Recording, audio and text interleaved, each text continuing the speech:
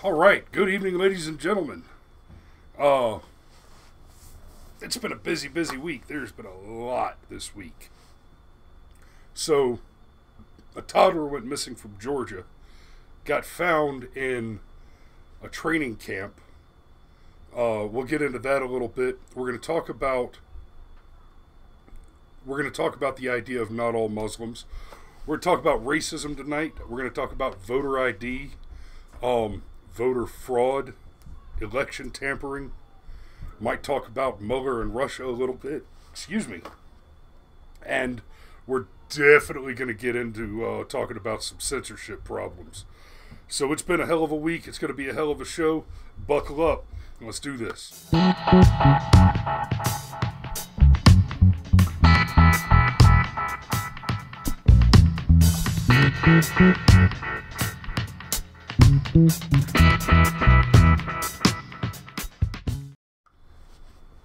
All right, good God, where to start?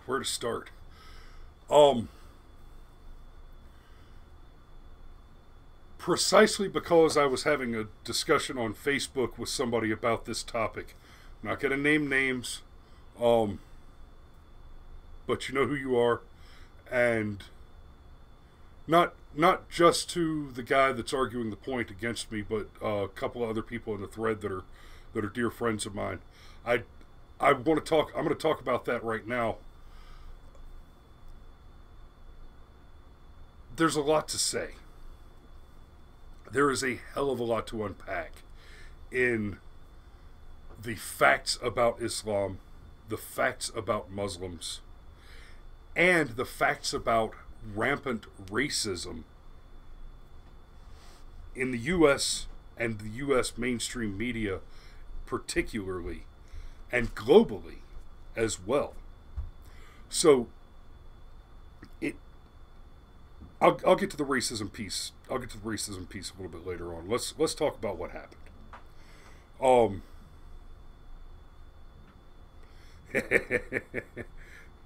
Hey boys, welcome to the show. It's going to be a hell of a one.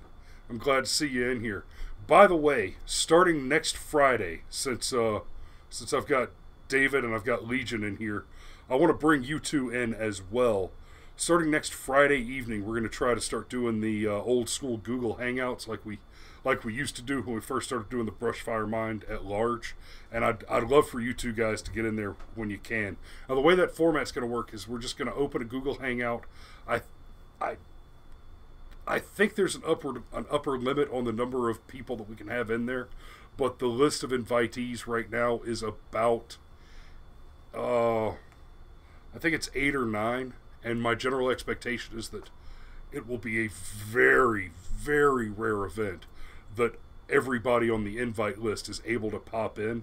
So essentially, we'll go live around 8 o'clock on Fridays, and whoever shows up shows up. If it's just me, I'll talk for an hour. If it's me and 2 or 3 of the boys, we'll talk for an hour, and we can keep going for as long as we like. David, if you can't make it, brother, sorry. maybe we can talk about the timing or the schedule on that a little later. So, but good crowd already. So I was talking about the conversation on Facebook, and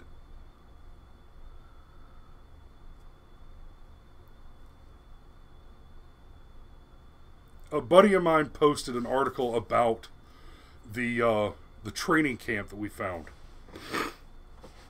So there was a baby boy disappeared from Georgia and was the hunt for the baby boy. The baby's remains have theoretically been found but not positively identified yet, as of the last news I heard, which was yesterday. But the search for the child and the child's father, who apparently abducted him, the child had some form of epilepsy or some sort of seizure causing disease, and Daddy kidnapped him to go have him exorcised. Now, it is worth note that before we talk about the training camp, it's worth note that this, and you're going to have to forgive the rabbit trails because there is so much to unpack here. And unfortunately, a large bit of it is local to Georgia and significant because of the current Georgia gubernatorial elections. Well, gubernatorial campaigns. The elections aren't for another couple months. But there's good God. So, the guy's name is Siraj Wahhaj. He is a junior. That's not how they handle their naming convention. It's Siraj Ibn Wahhaj. His father is of the same name, is a pretty prolific imam who is one of the not unnamed. He is a named but unindicted co-conspirator in previous terrorist activity. And the 1993 World Trade Tower bombing. He was an unindicted co-conspirator in that bombing. So we have an unrepentant terrorist at large, and his son has kidnapped his son, who is now presumed dead.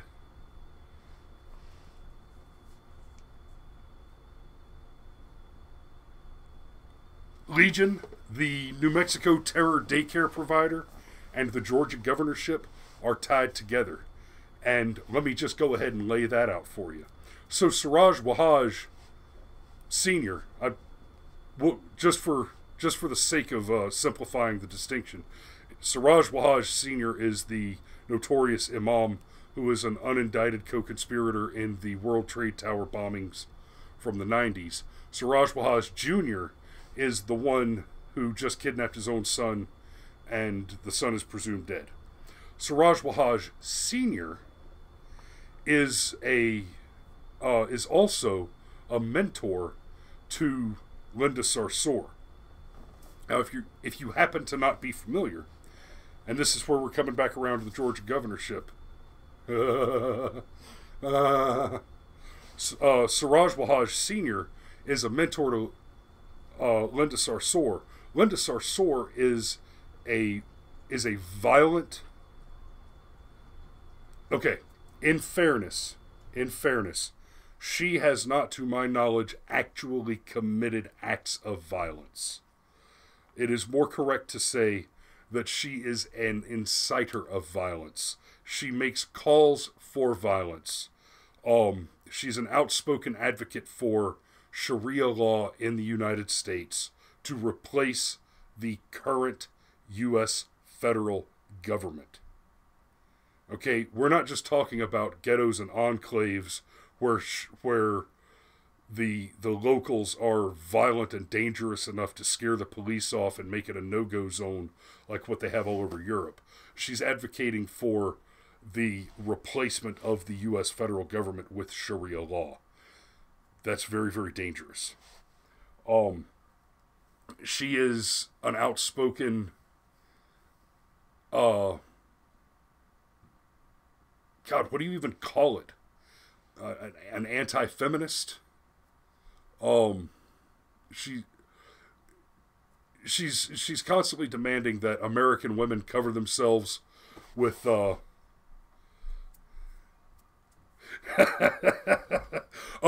Oh no, Legion, I'm gonna get to Alex Jones. I am gonna get to Alex Jones, and that shit is tied into this philosophically. We'll get there. It's woohoo. Anyway, Linda Sarsour was recently photographed and gave her endorsement for the Democrat gubernatorial candidate for the state of Georgia, Stacey Abrams. Now, Stacey Abrams is who's running against my buddy Brian Kemp. Stacey Abrams, her platform is essentially this: do anything we can at the state level to repeal and offset the Trump tax cuts. Okay, now, before I go any further, let me make this very clear. I am not making attributions here. I am not taking claims that Stacey Abrams has made or taking the expected outcome of policies that are not the things that I am saying and trying to twist them to mean the things that I want them to mean. She has very clearly stated that she wants to do what she can to eliminate the Trump tax cuts, increase taxes at the state level, supports the increase of taxes at the federal level for the expansion of the welfare state, is actively pushing to repeal campus carry in the state of Georgia and to expand gun control. Now, in the state of Georgia, under the Georgia Constitution, it is unlawful for any city, county, or municipality, or the state itself, to issue any sort of registry. No level of government, state and below, in the state of Georgia, is allowed to require citizens to register firearms.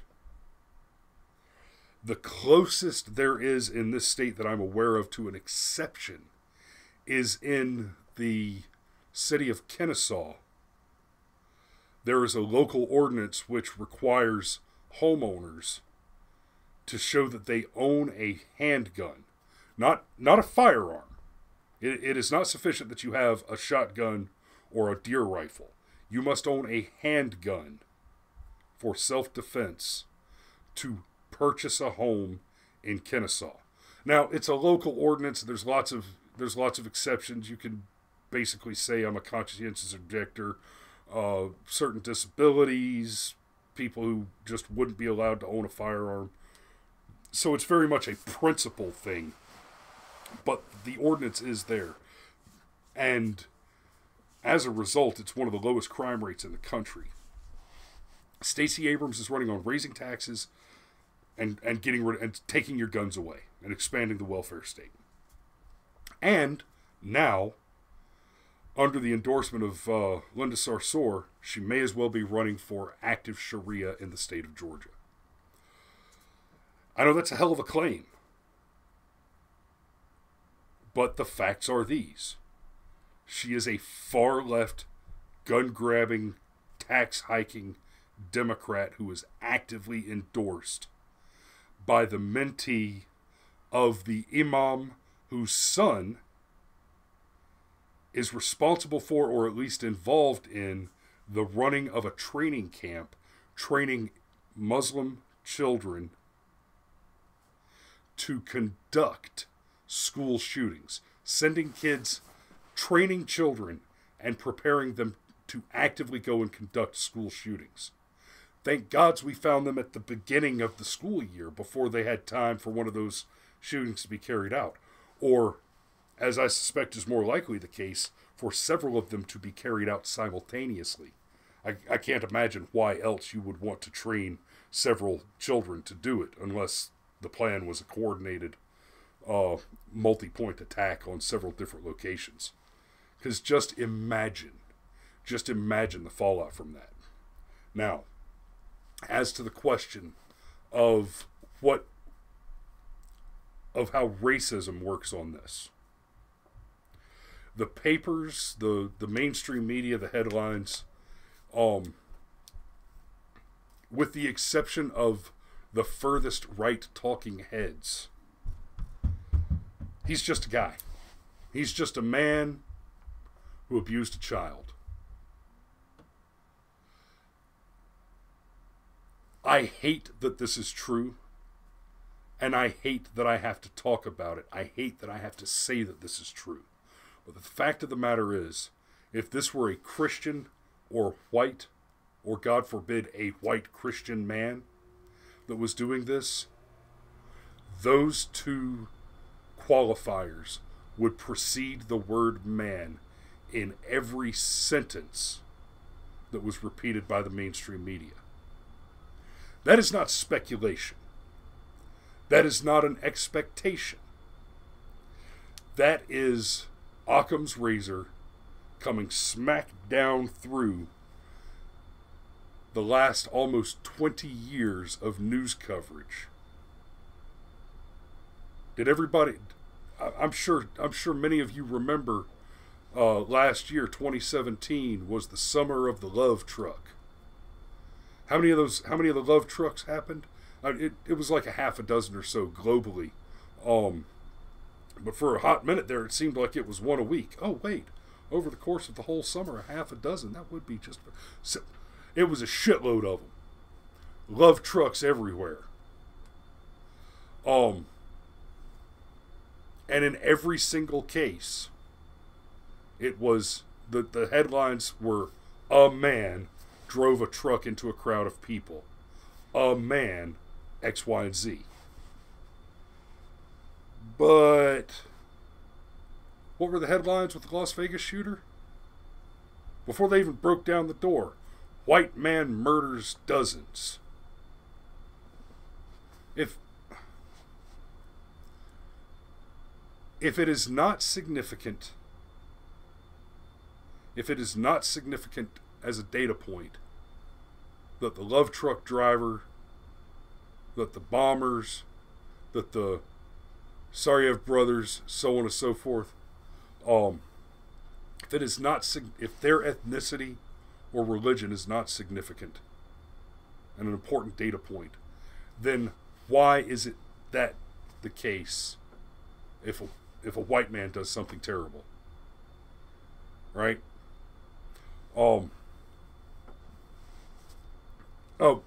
My wife is asking the love trucks. Last summer there were several occasions where they didn't even have bombs on the trucks. Somebody would drive a truck into a crowd and kill a bunch of people. There were a couple of them in France, a few in Great Britain. There was one.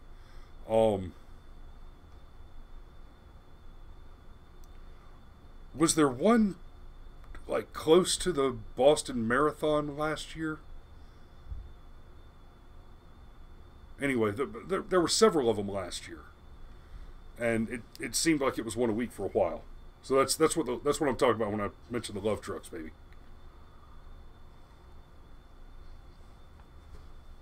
So if the ethnicity of the attacker is not significant in the case that the attacker is other than white, then why is it a meaningful thing when the attacker is white? Guys, I'm not a white nationalist. I'm not a white supremacist. I find white supremacists to be amusing at best.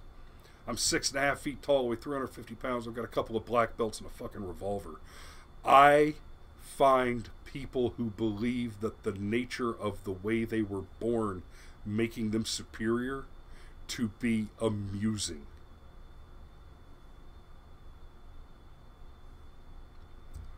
You know, the average person I run into is a couple dozen IQ points below me, half a foot to a foot shorter, 100 pounds lighter, and just not equipped.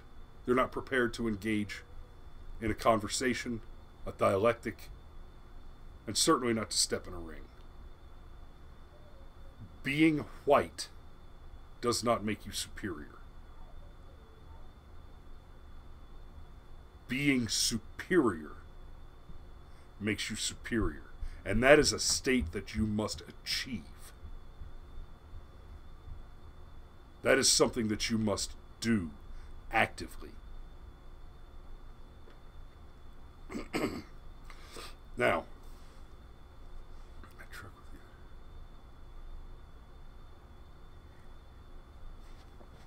yeah, I follow you there, Legion.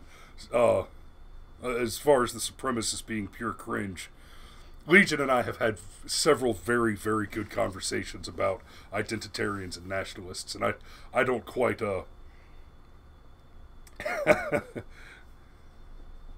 I'm not there. I'm not there, brother. But I think we could agree that the supremacist. I know great black guys. I know great Muslims. I know great Mexicans. I actually don't know a lot of great Koreans just because somehow I don't really know any Koreans anymore. But I used to know a shitload of really cool Koreans. Uh, I had a Dr. Lee that I studied with for a while that wrote this fantastic treatise on the neurophysiology of second language acquisition. Brilliant work, and I read that paper probably every other year. I go back and read it again. Anyway, so if the ethnicity of the attacker is only important when it's a white man doing the attacking, what conclusion are we left with? Other than that, there is a significant problem with anti-white racism in this country. Doubt me for a moment, and just take a quick look at the hiring practices of the New York Times with this Miss Jeong chick, Miss Jeong, who's clearly not just an anti-white racist, but some of her tweets are actively endorsing white genocide. Okay, but Rosie can't make a monkey joke. Come on. I mean, come on. One of the things that I got twisted up on in the Facebook conversation that I mentioned earlier,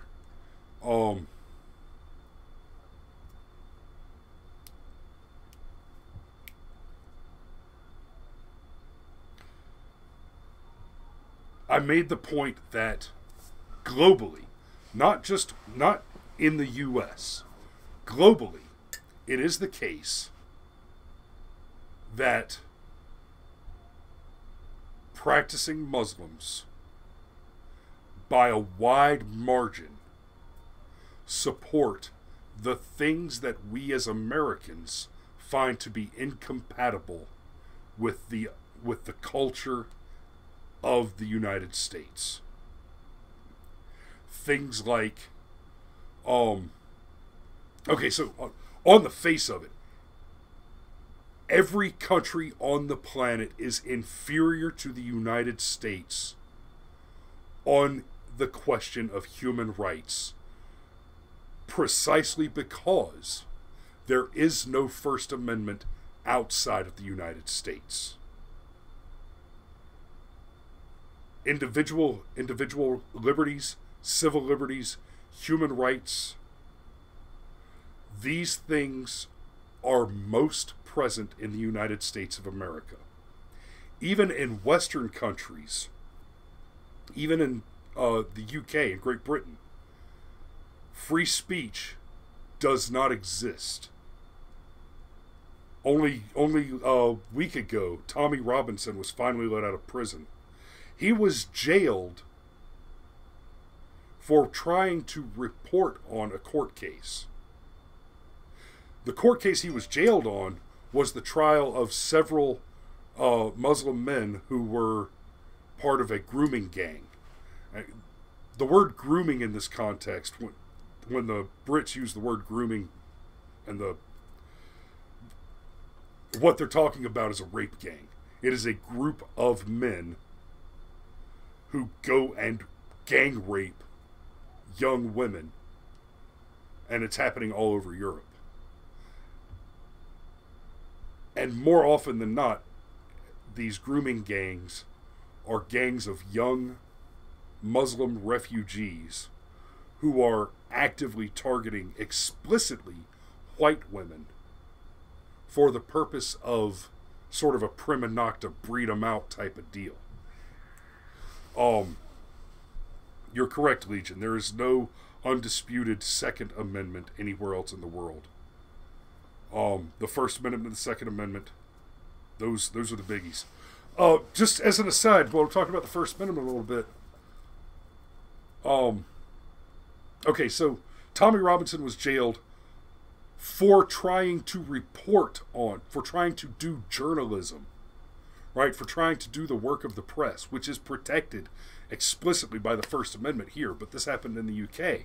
He's not protected by the First Amendment. They don't have that. Count Dankula was almost jailed, and is due to be fined some £800 for the Nazi pug gag. And guys, if you've seen the video, it's not terribly funny, but I mean it's whatever. It's a joke.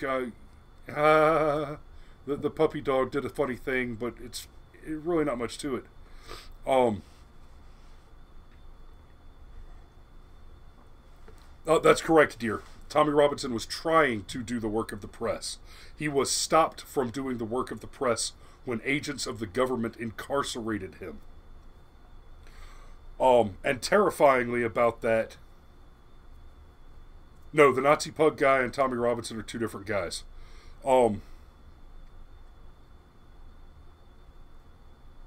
Terrifyingly, in the Tommy Robinson case, he was released from jail not because the courts found that he was unlawfully arrested or that he was not guilty of the crime of trying to do the work of the press. No.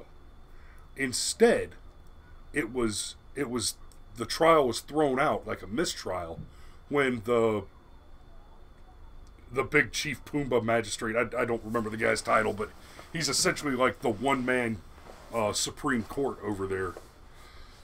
And he determined that Tommy was arrested, indicted, tried, and incarcerated too fast.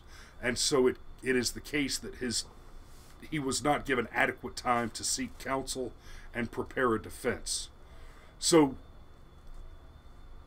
basically, based on the ruling that let Tommy out of jail, if the censorious government had just slowed down a minute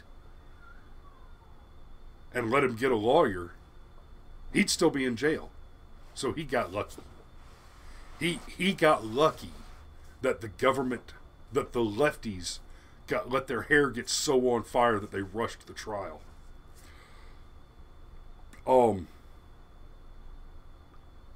There's a video going around Facebook just recently where this guy goes and asks people on the street if they can name the 5 freedoms that are afforded to you by the First Amendment. I'm not entirely surprised that a lot of people can't name all 5 off the top of their head. I was really surprised at the number of people that didn't just immediately say, "Oh, freedom of speech." These are the most important. Only second to the Second Amendment. Now, if I had had my way, the Second Amendment would be the First Amendment and vice versa. But the First Amendment does this. It guarantees you the freedom of speech. There is no such thing as hate speech, legally speaking. All speech is protected as free speech under the First Amendment, with very few exceptions. Opponents of the First Amendment freedom of speech like to cite the crying fire in a crowded theater, which is a straw man. Shouting fire in a crowded theater is not prohibited speech. Inciting a riot is prohibited speech. Saying fire in a crowded theater is the same as drawing a firearm and shooting it into the air a few times in a crowded theater. Or standing up on the stage and without speaking a single word, holding up what is clearly a bomb with a timer on it. It's the same effect. It's the same result. The question of whether or not you can shout fire in a crowded theater is utterly disconnected from the question of free speech. Well, if there is a fire in the crowded theater, then you shout fire and you get everybody out of there. Then you're not intentionally inciting a riot. Don't toy with me, woman. Although if you love me,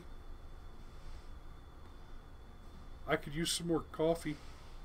If you don't love me, I could still use some more coffee. If you don't bring me more coffee, I will still love you. Basically, can I have some more coffee, please? Anyway, So that's the first of the first. Freedom of speech. You also have the freedom of the press. Freedom of speech and freedom of the press go hand in hand. The freedom of the press is a little bit different than the freedom of speech. The freedom of press is a little different than the freedom of speech, because it means that I can walk up to you and ask you questions. It does not mean that I'm guaranteed to get answers from you. Thank you, baby. It does not mean that you have to answer my questions. I can ignore you. If you ask me questions I don't want to answer, I can ignore you. I can refuse to answer.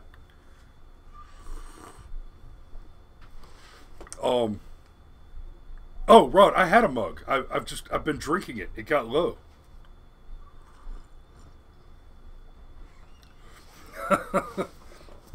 This ain't my first rodeo, son. Damn. But the freedom of the press gives some a little bit of additional push for asking questions, conducting an investigation, and reporting that to the people.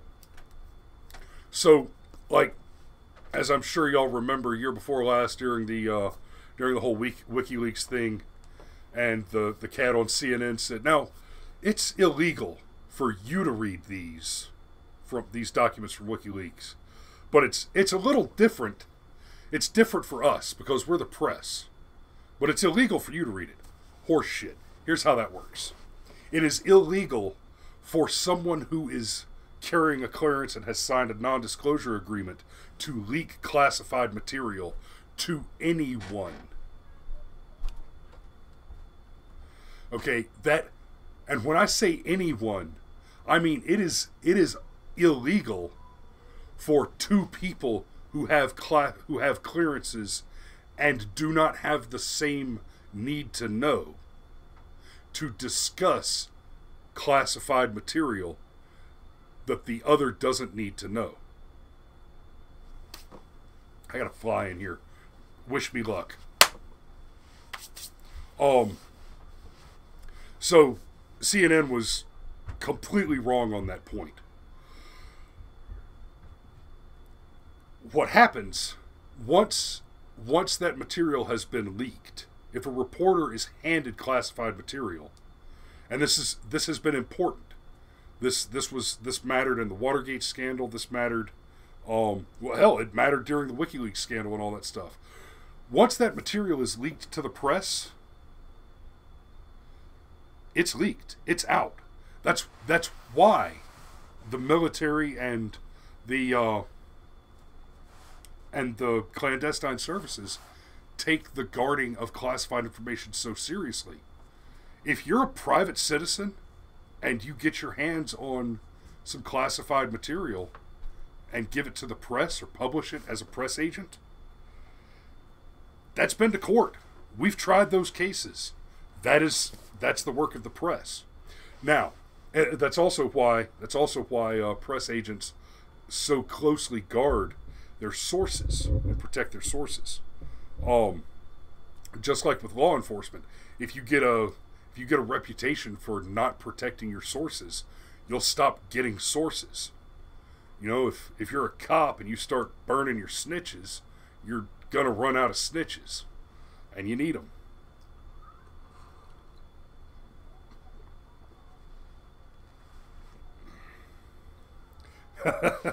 Once again, thank you for the coffee, dear. Shit, I'm already halfway through this cup. I must be about to fall over. So that's the first couple. Freedom of religion. Now, the freedom of religion and the freedom from religion is not complicated. The government cannot make laws which establish a centralized religion. So the government cannot enforce our being a Catholic nation or a Buddhist nation or, oh hey, a Sharia nation. We're protected from that by the First Amendment, precisely because of the absolute horrors that have been wrought on the world by corrupt theocracies. Now, that statement is not an indictment of any one religion. That statement is an indictment of the corruption inherent in large leading organizations, especially those which are able to claim a divine mandate as some sort of bizarre justification for their legitimacy in the authority.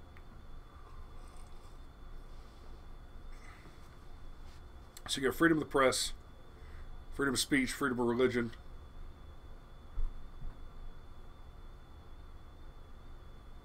What did everybody forget? There's two more, and not a one of the kids in the video managed to bring this one out. Bring either of these two out. Now the last one I get, I understand people just don't think of it as a liberty per se. But I mean, these guys were asked these questions on this lefty campus of a bunch of kids who were involved in protests and talking about how patriotic and important it is to protest, which, by the way, is one of the stupidest statements I've ever heard. Oh yeah, protesting is very patriotic. Horseshit. But the right to peaceably assemble.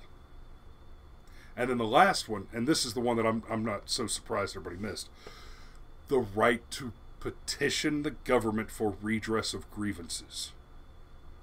To write a letter and sign it, have a bunch of people sign it, and send it to the government, and it says, hey, you're doing this shit wrong, now stop it. Also, fix it.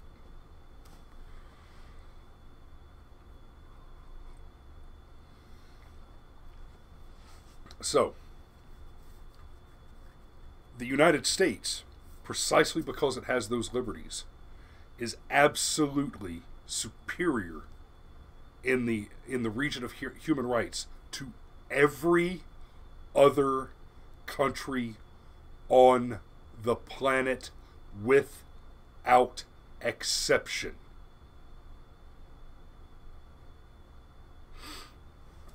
In the Pew Research poll that I've posted below, there are some other significant attributes of Islamic states which are not compatible with American conduct, American culture.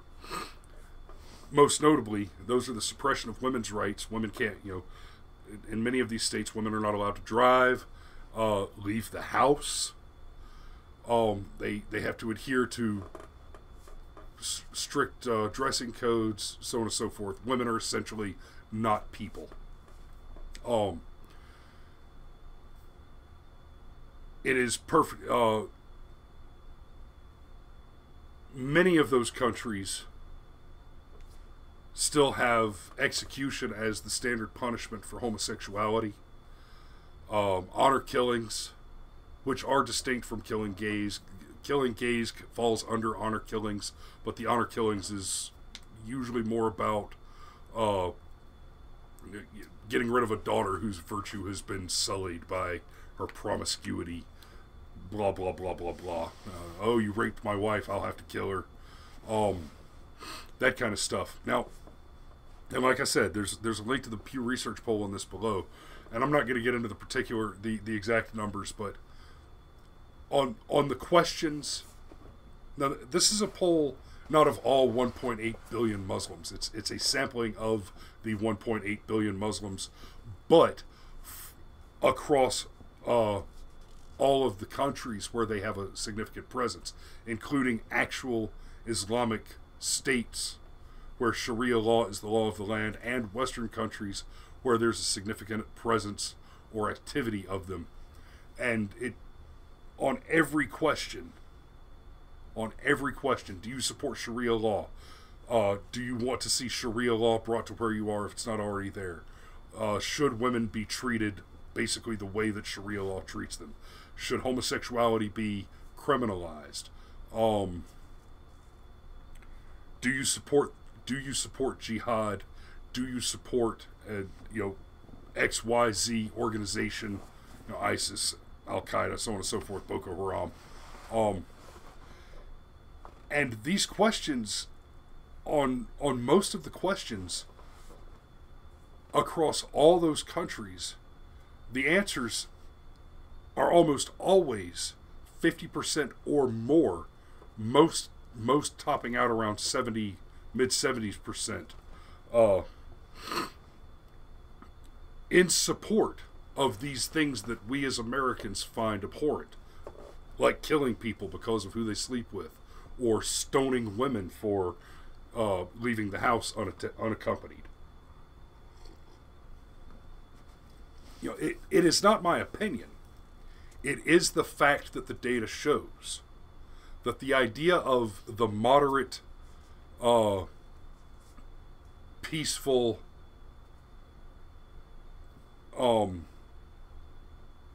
Muslim that doesn't demand the head wraps, doesn't force the women to live in the house all the time, lets them out and walk around, tolerates people like Linda Sarsour, you know, speaking in public, and demanding her own oppression. They're not the radicals. They're not the outside fringe. They are the more than half. Now, in this conversation on Facebook, the guy accused me of saying that all Muslims are terrorists, and of course that I made no such claim, and I never would. Such a claim is ridiculous. Assuming that when you use the word terrorist, and when I use the word terrorist, this is what I mean. You know, anytime you're having a debate, a conversation, or delivering a monologue like this one, the definition of terms is significant. If I use the word terrorist, and I hate having to use this word in this context in this way, because it is not quite correct, but it is colloquially efficient.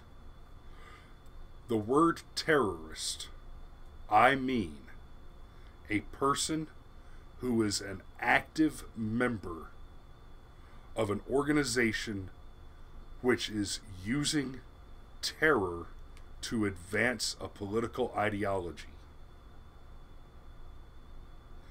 A large number of the 1.8 billion Muslims support the activities of those terrorist organizations.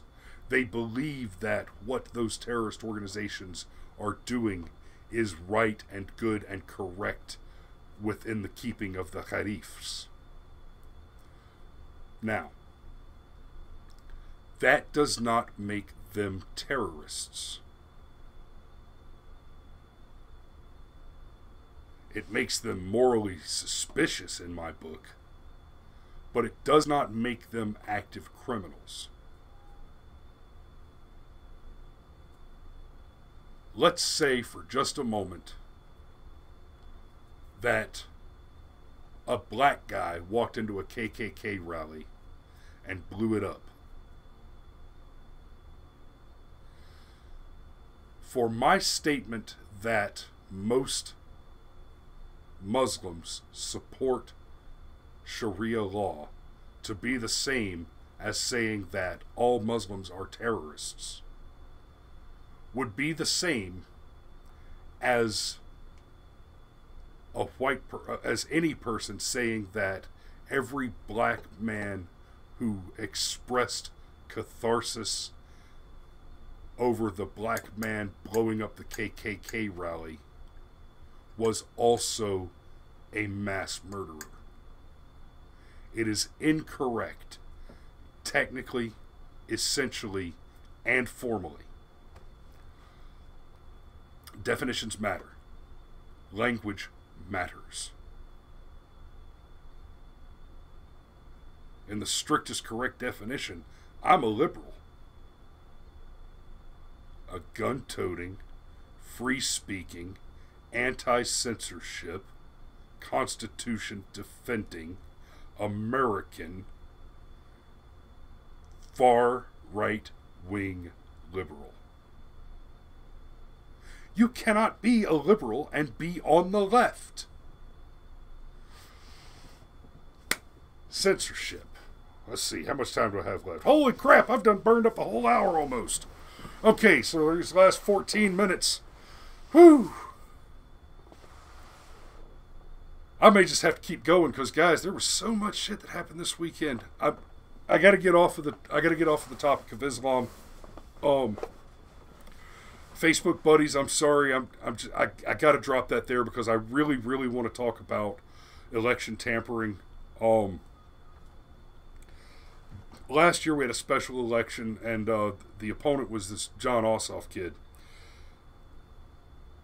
It was toward the beginning of the Russia probe, and Ossoff was funded to the tune of millions. I don't remember exactly how much. It was somewhere in the $300 to $400 million range. His campaign was actively and openly and declaredly funded by outside interests, specifically California liberals like Nancy Pelosi. Nancy Pelosi was not shy about the fact that she and her friends were funneling millions of dollars into the Jon Ossoff campaign. All the while screaming and ranting about Trump-Russia collusion. Collusion is not a crime. There is no crime which is called collusion. Say that again. There is no crime which is called collusion. If you are actively funding and running campaign ads in a state that is not your own, if you are in California, if you are a California resident, California politician, New York resident, New York politician, you're spending money and running campaign ads and, oh, hey, I wonder, Facebook ads and Twitter ads and all that. How are you different? How are you not exactly the same as what you have accused not Trump, but Putin of being? And while we're on that, how is Ossoff or any of his ilk any different than the things that Trump is being accused of? Outside influence in elections is a matter of fact. Barrio made no bones, was proud of his interference in the Israeli elections, in his attempts to, in his spending of U.S. taxpayer dollars against the will of the American people to politically assassinate Bibi Netanyahu. Obama was wide open and proud of that shit.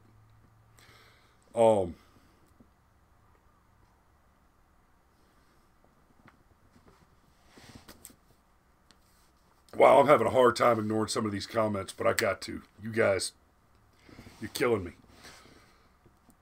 So how is that any different? Well, fast forward to today, just this last week, special election in Ohio. It was close, but the Republican pulled it off. We think. And then all of a sudden, the next day, when all the headlines say, Republican wins in narrow victory, I shit you not, the Democrats pop up and say, oh, wait, we found a box of votes. Where?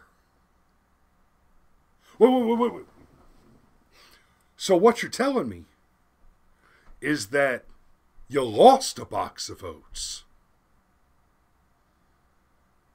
You sure as hell didn't find something you didn't lose. Oh.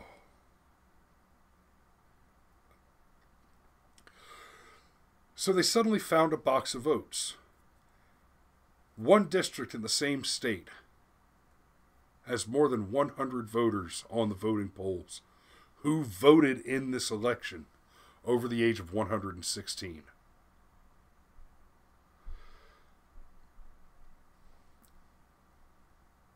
we are getting hammered in the media constantly by this bizarre assertion that not that Trump colluded with Russia to steal the election. Okay, for one, that has been utterly defeated. All the evidence and testimony on the Trump collusion question, and I'm using the word question for a very important reason. There is no Trump collusion investigation. There is an counterintelligence probe into Russia, precisely because prosecutorial evidence to allege a crime against Donald Trump does not now and never has existed, or at least it's never been presented and brought forward to begin an investigation. The scope of the investigation that Mueller heads does not actually include the criminal activity that may or may not have existed anywhere. And we know he's found nothing because he indicted a bunch of Russians, and then they showed up in court and said, all right, let's do this. Let's begin the process of disclosure. Discovery. Let's begin the process of discovery. To which Mueller responds, oh, wait, no. Well, we're not ready for discovery. We need time. We need a 6-month extension to prepare for discovery. Oh? You don't have the evidence available to engage discovery to follow this indictment to the question of prosecution. But you somehow have the evidence sufficient to issue an indictment? Bullshit.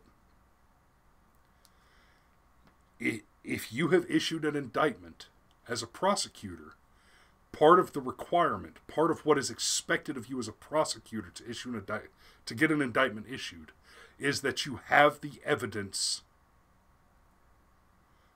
that leaves you a reasonable expectation to convict.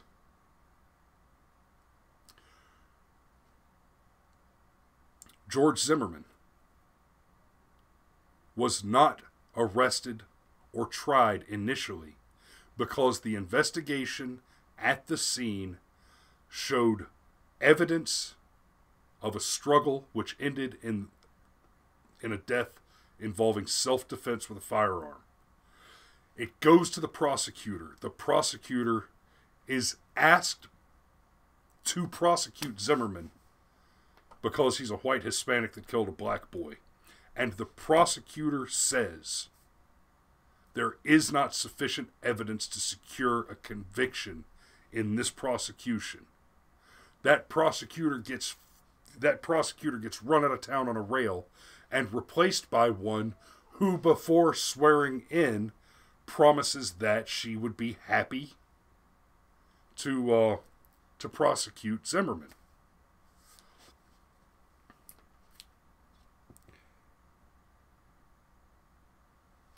Mueller also has Manafort on the stand.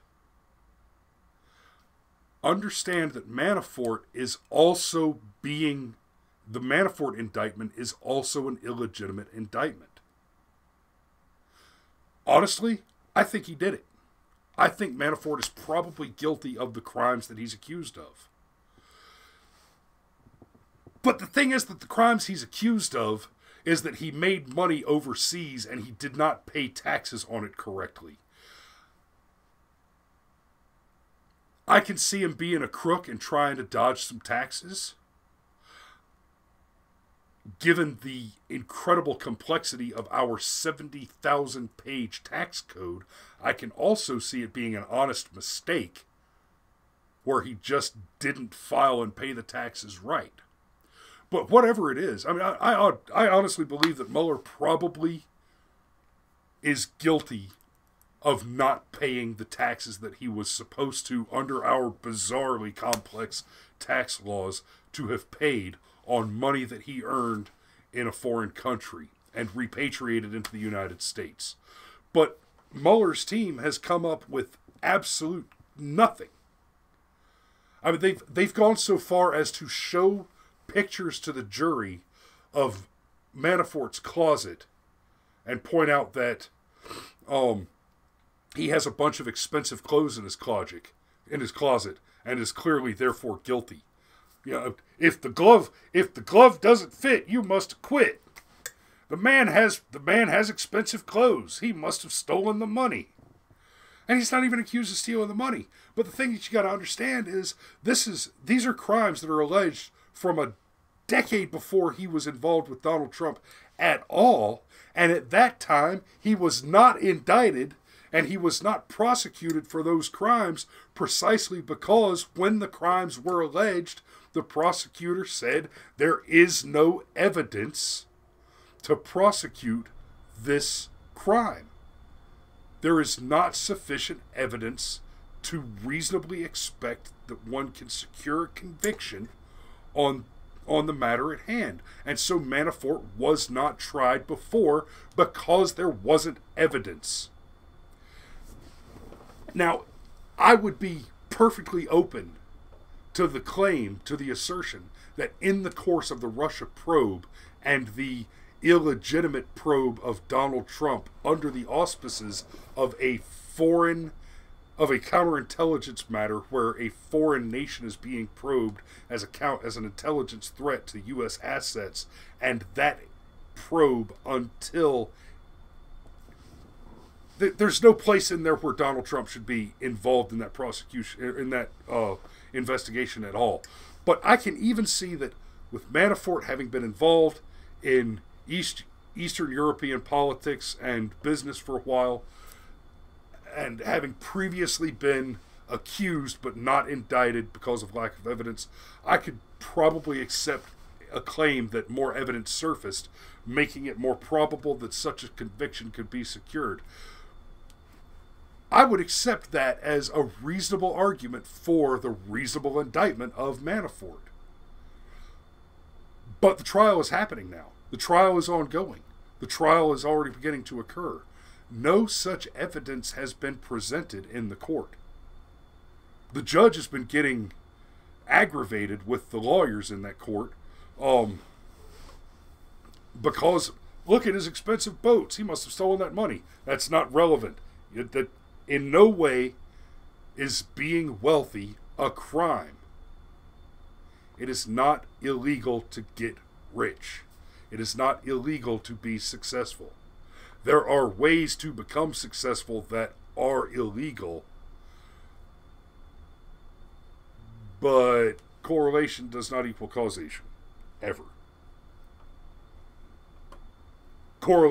A correlation and a cause can be the same thing, but they never guarantee one another, ever.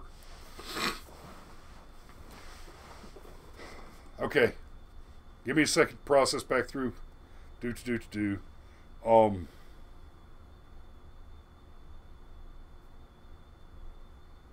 Investigation, Manafort, Trump, Democrats stealing votes. So yeah, here's one that I want to see in the comments below.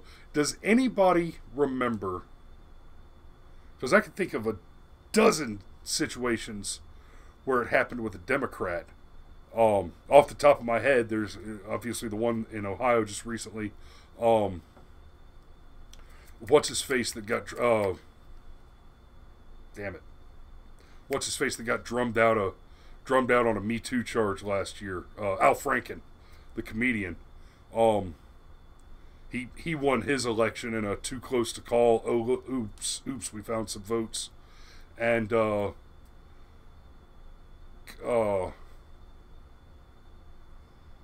Kennedy won his election in too close to call. Oops, I found some votes type of situation.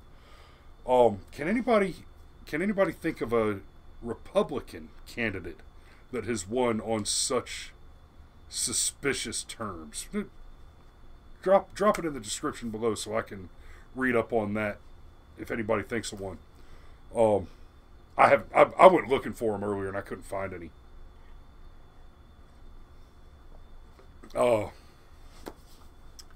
So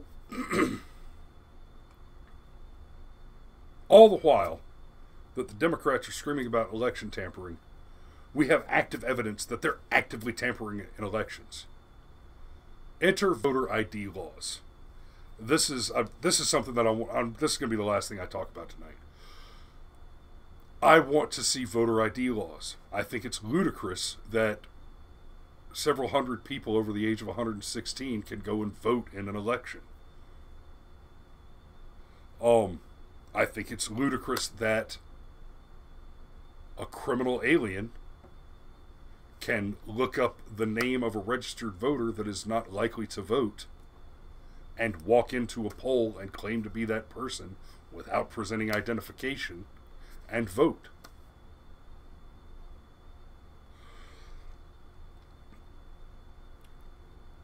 It is no longer mere speculation that that is a common tactic of the Democrat. We know from the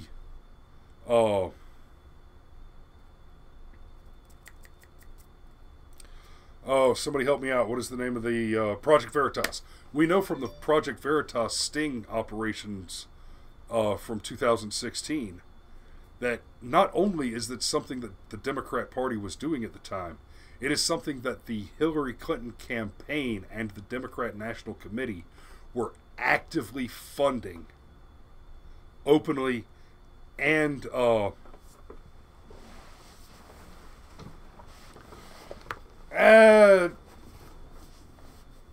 Rod, I'm going to have to give you some pushback on that one.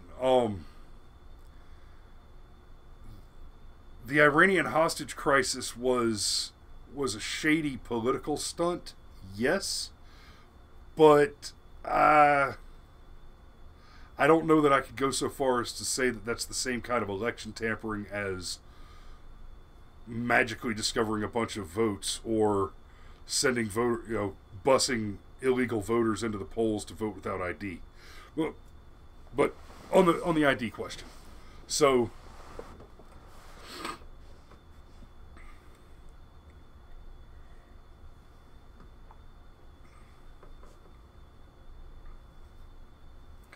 the ID question. I find the claim amusing. The Democrat claims that the Republican is a racist who wants voter ID laws because voter ID laws suppress the vote of black and brown people. There's some logical problems here.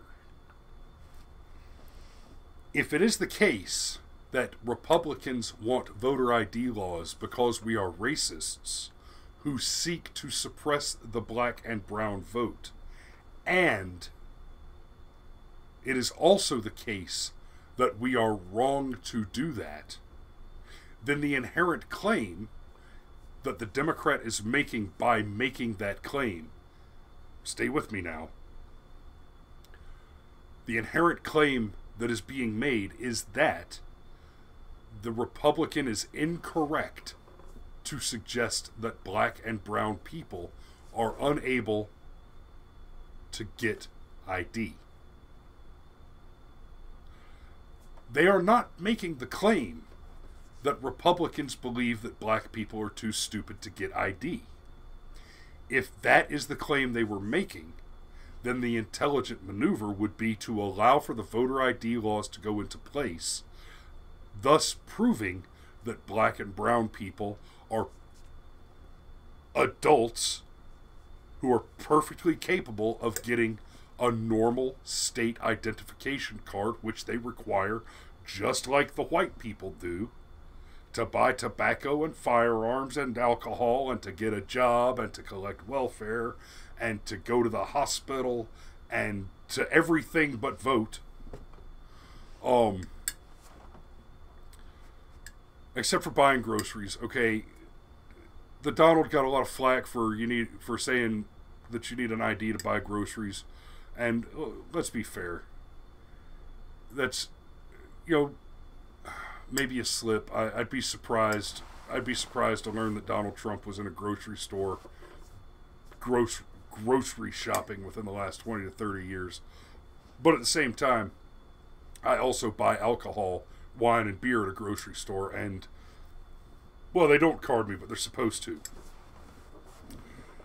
But the claim that they're making is not that the white Republican believes that black and brown people are too stupid to get IDs. Because if that were the case, if that were the claim, and the inherent claim is that that is a wrong statement, a wrong belief, then letting the voter ID laws go into place would prove that we were wrong to believe that black and brown people are too stupid to get ID. I don't believe that black and brown people are too stupid to get ID. I believe that colored people are perfectly capable of being adults and getting ID, that they are just as good at everything else as I am. You know, if mostly smaller and less aggressive.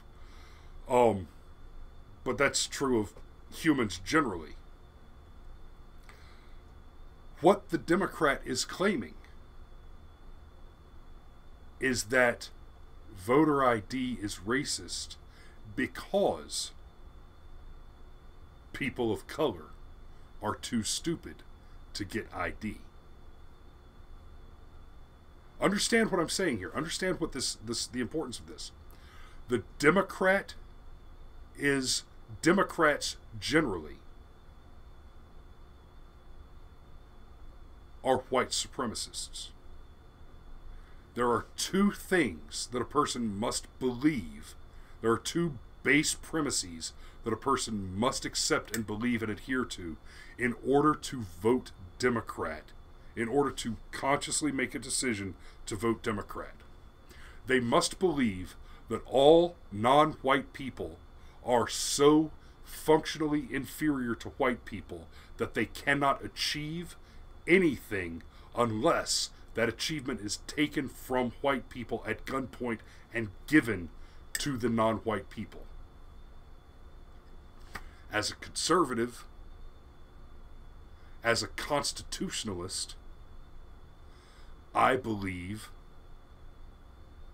that within the limits of their individual capabilities, humans are all equally endowed with rights to pursue eudaimonia, their own happiness, and capable within reason to achieve that.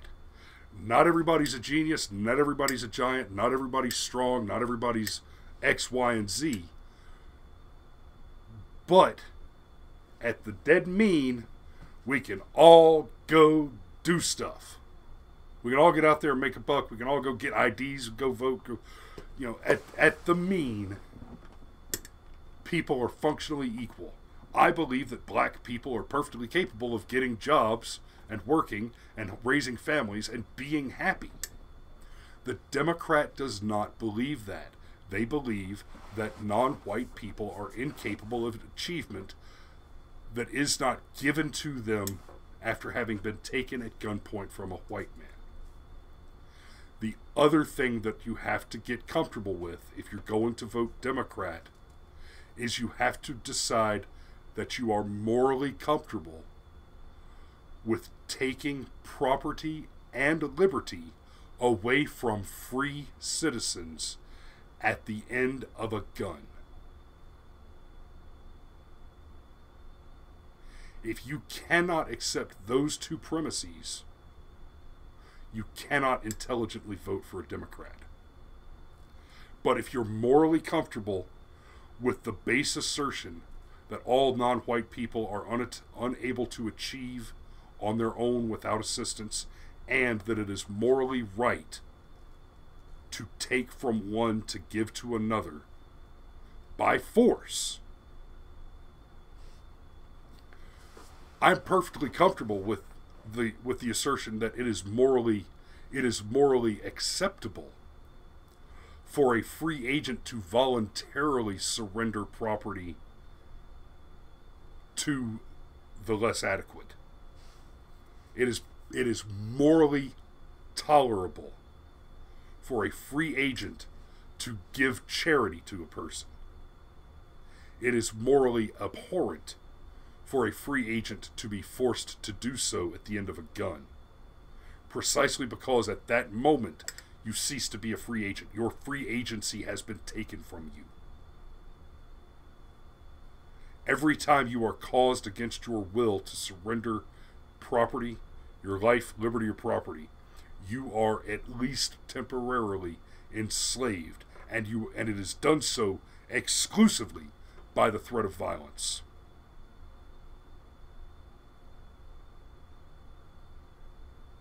That is what it takes to be a Democrat. That is what it takes to support a Democrat politician.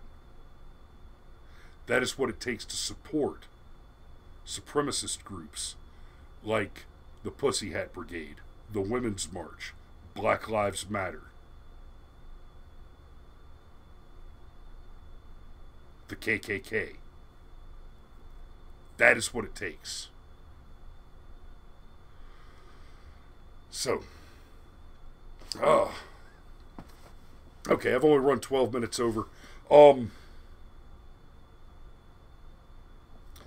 didn't even get to Alex Jones. Let me tag on that. Let me touch on Alex Jones real quick, and then I'll get off. I'll get out of your ears, because that's the other thing I wanted to talk about tonight. Alex Jones got banned by everybody. Everybody. I'm not a big fan of Alex Jones. I'm not. And honestly, I couldn't tell you how many of his conspiracy theories are true or not true, because frankly, I don't watch a show. I've seen a couple of clips here and there. No, I can't do Alex Jones next week. It's far too prescient right now.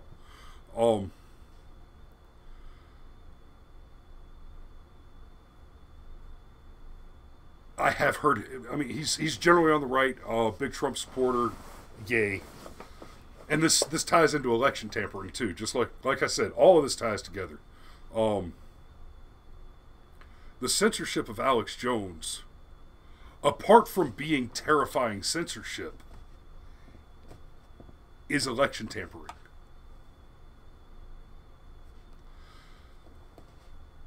The lefties are making the claim that these Russian entities, which are not Russian government entities,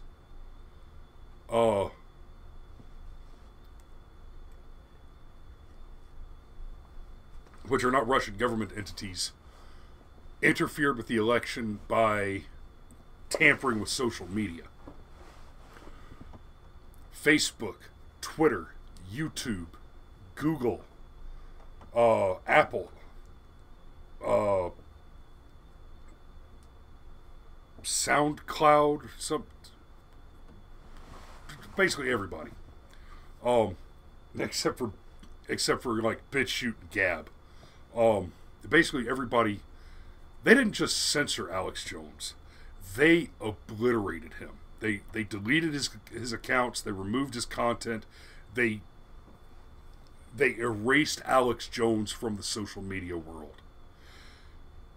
Almost immediately, he saw a gigantic spike in subscribership to his channel, to his website, because he still has his website that he runs separate from all the platforms that he was streaming to. And precisely because this stuff is happening again, y'all remember the adpocalypse at the beginning of the last year, mass censorship, change of terms of service.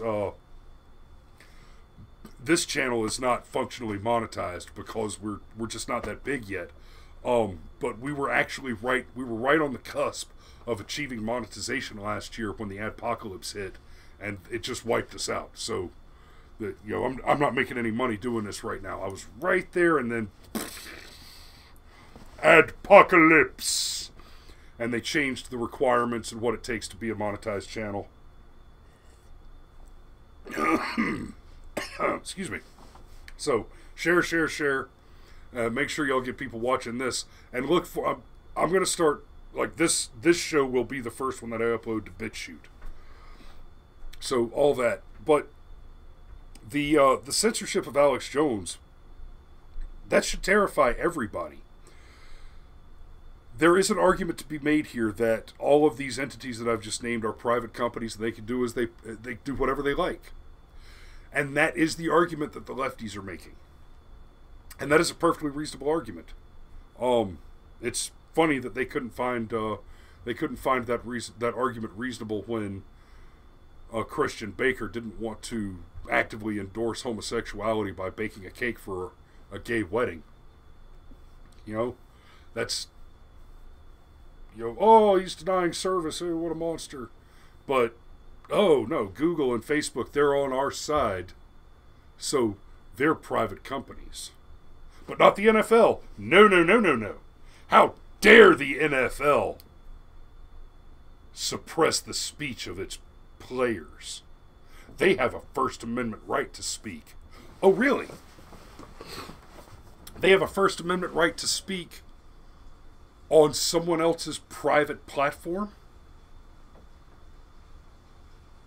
Is that right? But Alex Jones does not have a First Amendment right to speak on somebody else's other private platform. Okay?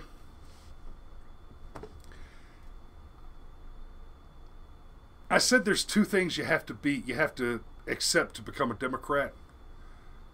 Correlation does not equal causation, but I have a hard time. I don't know a lot of Democrats that are not two-faced on every issue. One of the most readily correct things that you should say to a Democrat in any argumentation is, hey, Alex Jones, NFL, cake baker. Sauce for the goose is sauce for the gander. Okay? Sauce for the goose, baby. Either they have the right to speak, or they don't. Hosea! Yosef, what's up, brother? You're late, because I'm about to quit. And your black ass just missed all my stuff about black people and voter ID, and how Democrats think you're stupid. But thanks for showing up at the end. I mean, trust me, brother, you need to go back and watch the rest of this one and get the boys watching too. So, the censorship of Alex Jones should terrify everybody, because what this is, it's not just that the private platform censored it. I actually believe that YouTube, Google, so on and so forth, I firmly believe that each of those platforms absolutely, as private entities, have the right, absolutely, to censor the content that appears on their channels, to choose what content does and does not appear on their channels. But there's a caveat here. Once you start making editorial decisions about the content that you allow on your channel, you are no longer a simple platform. Now, you are a press organ. Once you have taken that responsibility, you are now responsible for the content that you do allow. Everybody needs to file a lawsuit against every one of these companies for every single offensive thing you see. Because now that they have chosen to become editorial organs, they are individually, legally responsible for the content that appears on their platforms. Zuckerberg even said as much in his congressional testimony. Whoops.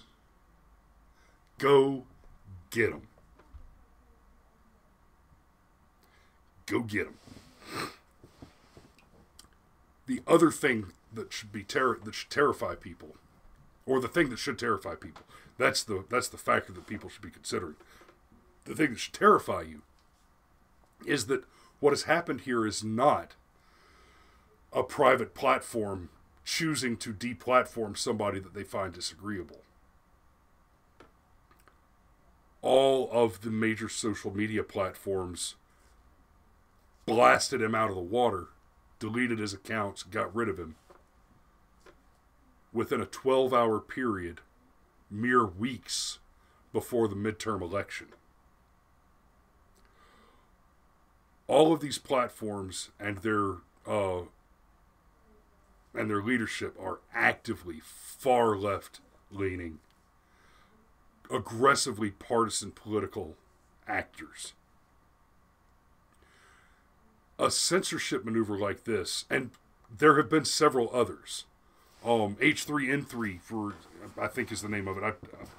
I think I've seen one of their videos, but their huge YouTube channel got deplatformed the other day as well, and they weren't completely showed. They weren't completely eliminated like Alex Jones was. They had their ability to live stream taken away from them, which I fully expect is going to happen to me for this, precisely because of this show, which is why this episode will be the first one I put on Flippin' BitChute later tonight. But H3N3 got shut down. Gavin McInnes and the Proud Boys have been censored off of a lot of social media. This is a clear. You talk about collusion, yeah, Legion. It sounds like that's exactly what it sounds like. It sounds like private entities actively interfering in an election. The censorship of Alex Jones and other conservative, and like I said, I'm not a huge Alex Jones fan. I don't need to spend time trashing him or anything. I'm not a big fan.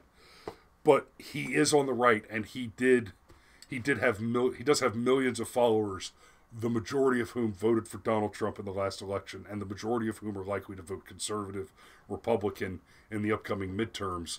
And if you don't think that was a factor in this coordinated attack by private groups,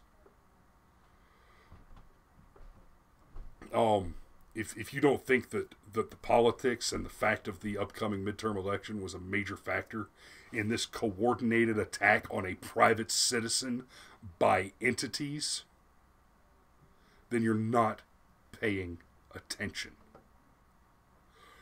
What has happened to Alex Jones that has been done by these big corporate conglomerates only differs from finding a box of votes in the parking lot in the extraordinary scale of it.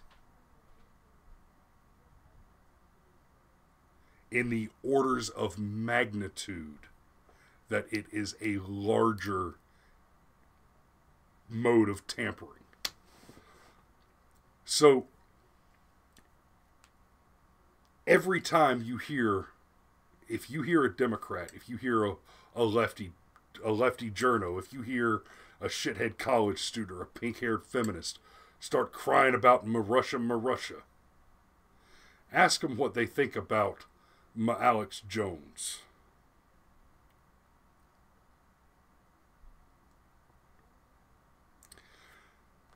Alex Jones is a white male conservative. He may even be a white male conservative nut job. But he is a white male conservative. Why is Louis Farrakhan still a verified account on Twitter? Why are Louis Farrakhan's interviews still available on CNN platforms and YouTube and New York Times platforms and the like? Have we just forgotten about the hate that's spewed from these men? Now, earlier I said we have free speech in this country, and hate speech, there's no such thing as hate speech under the law. That is true. There is no such thing as hate speech under the law, and there should not be. It is the easiest thing in the world to defend with speech that you agree with.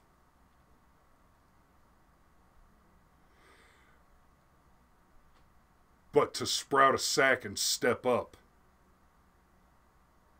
and honestly say, or in cases like me and Legion, to physically do, I will defend to the death. And I mean, I have seen me put bodies on the ground to guarantee that you will have the freedom to say words I disagree with. Even ugly, hateful words. And as long as I am happy to defend that freedom for you and to posterity at the risk of my own life, I will continue to enjoy the freedom to speak my disagreement with your statements. I think that's about all I've got tonight, guys. Since we ran a half hour over, I hope y'all enjoyed it. I tried to keep it interesting. Tried not to slow down too much, except where it was important enough to really hammer the point. I will see you guys next week.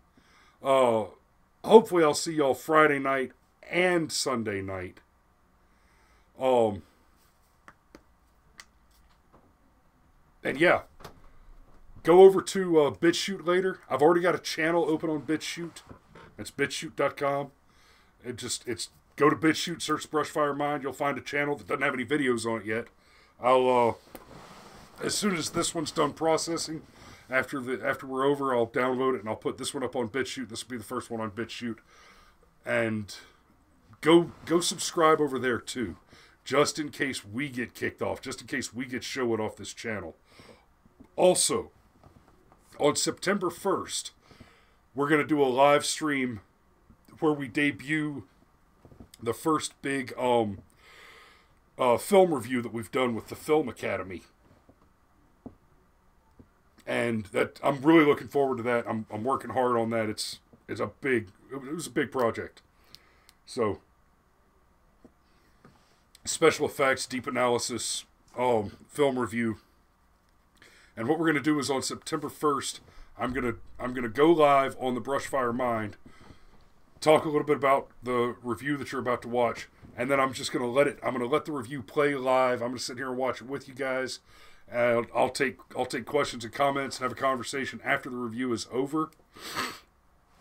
Or I'm sorry, yeah, after the review video has run, I'll hang out and take questions and conversations, and then that video will be on Film.Academy, the Film Academy YouTube channel, and the BitChute YouTube channel, the BitChute Film Academy channel. And by the way, as you might have inferred from all of that crap that I just got through, I could stand to have an unpaid intern to help me handle some of that shit. So, all that said, I love you. I appreciate you watching tonight. Thanks for showing up. This is a good-sized audience tonight. Lively conversation. I enjoyed the hell out of it. I hope you did too. I'll see you next week, and until then, remember, if you build a man a fire, he'll be warm for the evening. But if you set a man on fire, he'll be warm for the rest of his life. Good night.